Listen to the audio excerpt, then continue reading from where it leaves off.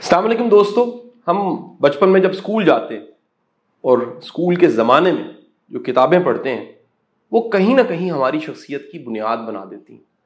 वो सारी की सारी नस्ल जिन्होंने किसी ज़माने में इमरान सीरीज़ को पढ़ा, माहनामा फूल को पढ़ा, हमदर्द नौनिहाल को पढ़ा, माने ना माने उनकी शख्सियत में आपको कुछ बेहतरी नज़र आएगी। आज जो नस्ल है वो मोबाइल फ़ोन के हवाले हो चुकी है और पता ही नहीं है कि मोबाइल फ़ोन वो इस्तेमाल कर रहे हैं या मोबाइल फ़ोन उनको इस्तेमाल कर रहा है।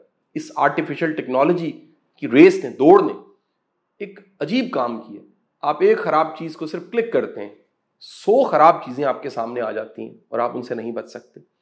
मैं जो बात कर रहा था कि बचपन में हम जो कहानियाँ पढ़ते थे, मटीरियल, कोटेशंस, जुमले सुनते थे, वो सारी ज़िंदगी कहीं ना कहीं हमारी शख्सियत का हिस्सा रहते थे। इसी तरह इसी सोच को सामने रखते हुए मेरी टीम ने, फाउंडेशन ने, सब ने मिलकर काम किया और 10 किताबें ऐसी रेडी कर दी जिन किताबों से तरबियत मुमकिन है, जिन किताबों में कहीं ना कहीं मैसेज है। 10 किताबों में सेल्फ हेल्प का लिटरेचर भी है, इसमें इस्लाही कहानियाँ भी हैं, इसमें कोटेशंस भी हैं, इसमें हदीस से रसूल और साथ ही साथ कुरानी आयतें भी मिलेंगी।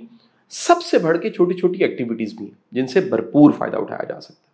बड़े अरसे से लोग मुझे कहते थे कि शाह साहब आपका ऐसा कंटेंट, ऐसा मटेरियल भी आना चाहिए जो बच्चों के काम आए।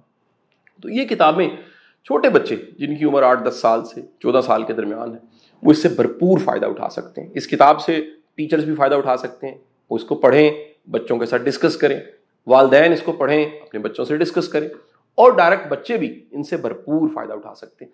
एक ये भी बताऊं कि ये एक बेहतरीन तोहफा भी है, आप अपने बच्चे को दे सकते हैं, भतीजे को दे सकते हैं, दोस्त को दे सकते हैं।